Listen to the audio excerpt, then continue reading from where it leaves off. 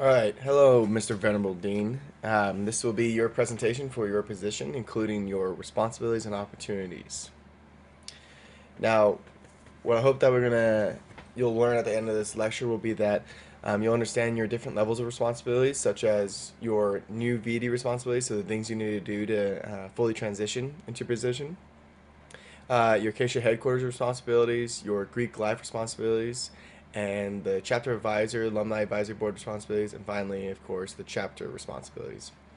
You'll also hopefully learn about identifying opportunities that you can act on, and then at the end of this, you will do an activity outside this presentation to synthesize your responsibility opportunities into one easy to understand description. So let's go into your responsibilities. So here's a general framework of what you are generally responsible for. Just kind of give you a way to wrap your head around all of it. First, communicate with outside organizations such headquarters, IFC, and such. Oversee all chapter operations, especially the budget process. Direct the officers of the chapter in coordinating chapter goals. Keep officers accountable. Run chapter and officer meetings. Uphold the risk management of the chapter. Uphold the standard for leadership. And identify and motivate key members. So I guess summarize this even further. You are just not expected to do everything, but to have your eyes on everything. So you want to keep your head open, not get lost, and focus on one thing, but keep a flexible mind and have your eyes everywhere.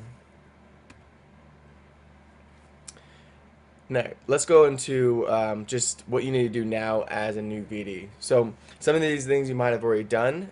Go ahead and make sure you know about all of them. So announce the change of officers through the report of elections to Acacia headquarters. Plan a chapter retreat. And so that is something that it's mostly for kind of establishing chapter goals. What does us of a chapter want to do? But it's mostly also for kind of building brotherhood and this thing that we're all in this together, and just have fun. So it can be a 1 day, whole weekend, or you just a half day thing, whatever you want to do.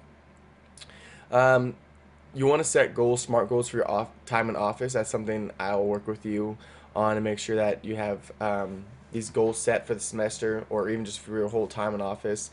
And we'll also help you set up a monthly timeline, which I talked about in the PRR, or actually I talked about in the introduction presentation where you'll outline your time in office and what needs to get done. You'll need to meet with me, which we already have and will continue to. You'll need to meet with the CFSL staff, so that's the Center for Fraternity and Sorority Life on campus. And I think you've already said, but you've read the Venerable Dean Gold Book, but make sure you understand the Constitution and bylaws of our chapter and the laws of Acacia. So, going to the head honcho guys, Acacia headquarters. As it says here, most of what you'll be responsible to them for, you can take it upon your own shoulders, but I highly suggest you follow as it should be, and that your other officers are needed to complete these tasks, but you just need to make sure that they do complete them and they get them to headquarters. So this is straight out of the Venerable Dean Gold Book. It's a nice little table, just diagramming all the different things you need to do, when and who needs to do it. And as I said, most of them are not you. There's only one which you'll be doing chapter reports. And I think the new way they're going to be doing that is through the Acacia Connect checklist app. So be on the lookout for that. Other than that, you don't have to worry about chapter roster until the fall, as well as per capita dues will be in the fall. They don't usually ask for a chapter budget too much, but that might change with their checklist app. But that'll also be in the fall. I think the big ones you need to worry about is getting membership records in within 72 hours of initiation. So just hand them out before they even get initiated, get them done. One that's missed a lot too is the pledge records, as well as pledge dues. So get those in immediately. Just set a time, and that's something that you'll want to work with the secretary and treasurer for dues and records. Anything else? That's about it. In general, these won't be a problem as long as you continue to maintain regular communication with headquarters. And what does that mean? That means sometimes it was a week, every week I'd be talking to headquarters. Other times it would just be once a month, twice a month. I suggest you just establish a regular thing where you just put in your calendar, I'm gonna just check in with headquarters, whether it be a email, phone call, just something to kind of talk about what's going on and what's coming up. So Greek life responsibilities is in the next higher up responsibility where the Greek life on campus is going to want you to sign uh, different documents. Like there will be the read and sign the university relationship agreement. That usually is a big document for a lot of chapters. For us, it's not so big because we don't need to house freshmen. That's the biggest part about that document. But you do want to read it and understand it. That's probably the biggest thing. You're going to have to sign it, but you're going to want to definitely understand what's inside that document. What else? So first thing you're gonna want to start doing this semester though is to go to them and make sure our roster is up to date. This has caused a lot of lost money, a lot of our grades don't look right because our roster isn't right. So you want to do that right now, and then also in the mid semester you'll have a chance to update it, and then before it gets finalized. And that way, if we have any troublesome members, you can possibly get them off before they hurt us. The Greek Leadership Academy, you may not have heard this yet, but GLA, it's usually in late January or early February. From what I hear, it's going to be in early February, and that's something that you, your senior dean, and your standards chairman will need to attend. When you start getting recruitment guys or P&Ms in here that are accepting bid cards, so we have our own bid card process. You know, they're all printed up with a case on them, but there's also these bid cards that CFSL provides that we need to have signed, and basically just gives them info about these guys, so that way they can be added to our roster. Appoint an IFC senator, probably should be the senator dean. The release of grades form is really important, so do that at chapter, maybe a couple times, like a couple chapters, and then after that, if you have some guys still missing, you know, reach out to those guys personally to get them to sign that, so that way you can get their grades.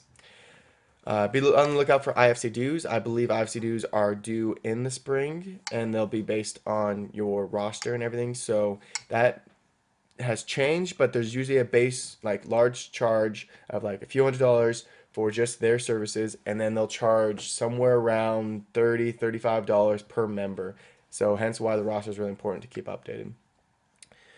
You'll want to attend your weekly IFC meetings, and then outside of that, even meet regularly with a Greek life representative. So someone in the office, they usually assign someone to be spoken with the chapter, and you'll meet with them. Just make sure you know you're up to date on what's going on with campus and what you guys need to be doing. And one that a lot of guys forget is that we need to regularly check our chapter mailbox in the Cub. And if you have a question about that, you can just ask me where that is.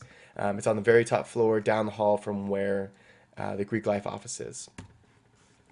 So, chapter advisor, alumni advisor board responsibilities. So, just your responsibilities with me is, you know, meet weekly with me. If I fail to reach out to you, meet with me, please just, you know, say, hey, Nick, let's meet up.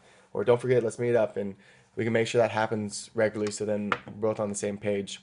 I am going to be working. I don't know when it'll happen. My goal is to have a alumni advisory board by the end of this semester, or hopefully even sooner. Once we do get them established, I do want to like report monthly to the alumni advisory board. That way, they're on page of everything, and a lot of the stuff can just be transferred straight over. Like stuff you report to headquarters, to CFSL, to the advisory board could be all the same thing. Just it's one report, and it's just one thing you do, and it kind of gives you an idea of how things are going to. It gets you to get it off your head and on paper. Um, Also ensure that officers are keeping records of their activities. This is through like the Google Drive databases and also Asana, and then that way we have that info, and I can report that info at the end of the year or even throughout the year to the alumni board and to myself, so that way we can see how we're doing. Lastly, the end result of a lot of this is helping to prepare an annual chapter report. It's something I just started this last semester, and I want to continue, where we just do an annual chapter report to see how the year went and where we're going next. All right, so now those last slides are some of the ones that are definitely usually hazy for a new Venerable Dean. They don't really realize all the things they need to do outside the chapter. They definitely know, they've seen a Venerable Dean and they see what he does with the chapter, but it's important to kind of get more behind the doors of what's there for the chapter responsibilities. So as far as chapter responsibilities, you can see it here and read it. Just, you know, handling agendas and handling meetings, the budget process, the master calendar, tasks and Asana, chapter retreats, goals, and then supporting officers. You know, a lot of kind of what was said at the beginning of your general responsibilities. These will be a lot of your day-to-day things, obviously. Now I wanted to show you this. This is something that all the officers are going to be held to. It's just general officer responsibilities that all officers are going to be told to do. These are just their bare minimum things, kind of like the bare minimum things we tell the members they need to do, like 12 hours community service and such and such. These are the things they need to do to just operate as an officer. The first one is kind of more up to you on if you want to have them hold office hours for 2 hours a week. This basically just says, like, you can just say, on Sunday, guys, let's all come to the house, 2 hours. We're not gonna we can work together and talk together, but let's just work on our stuff for 2 hours on Sunday. That way, we know we're getting our stuff done. It's not just we're hoping the guys are gonna get it done. So that's up to you if you want to keep that. But these other ones are ones that just have to be done. So officers need to review policies and procedures that pertain to the position. They don't have to update them. If they have a good policy or if policies are in place, just keep it going and move it forward. They should talk with you at least once a month. So you make sure you can kind of go past just, oh, did you get this done? You can start like, building relationships with these guys and seeing how they're doing in grades and their life and of course as an acacia. Each officer needs to create their position budget and present it to the treasurer 2 weeks before the first meeting in January.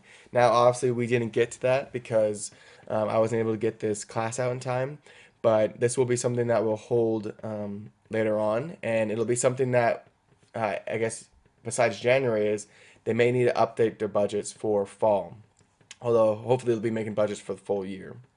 They need to complete this training, and attend the transition session and that we already did. And they need to be at the chapter house 1 week before school starts in fall, and 3 days in spring, which we've already done. And they need to prepare and send weekly reports to the secretary before the officer meeting. That is crucial to running a very good chapter meeting, and also for making sure that the officers are being prepared each week for what they're going to do. All right, so that's your responsibilities. Sounds like a lot, I know. Like I said, a lot of it does blend together, and it's much more simple than what it seems. But you do want to like I said, keep an open mind, flexible, and really get the bird's eye view of things. But although there's responsibilities, there's also opportunities in this position to do a lot of cool things. And so you can kind of read what I wrote here, but on the next slide, I'm going to just show you some ideas that you might like or get your mind going on different opportunities you can use.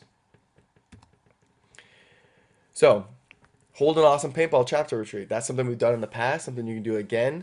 You can invite other Greek presidents over for a social to get to know the other presidents and build chapter relations. You can invite presenters to chapter and form members on relevant topics such as resume building, holding conversations, and etc. Organize a work party to build something for the chapter, such as an altar for the rituals, and coordinate a trip to another Acacia chapter. Maybe even apart from just OSU, we can maybe try to go farther. Or now we have UW, we can coordinate a trip to go over and visit UW, or get them to visit us. So a lot of cool opportunities you can do to really just have a lot of fun and do cool things with the chapter. So, as you can read here, I'm going to ask that each of the officers, after they do their presentations on here, that they'll go into the activity section of this e-training course, and they'll just, real easy, one question, just summarize what you learned in this presentation. Nothing hard, nothing that can be graded. I just want to see and help you be able to apply what you just heard and get a good grasp on it. That way it's not just lost. So after this presentation, please just go into that activity, fill it out real quick, and you'll be all done with this module. Thank you.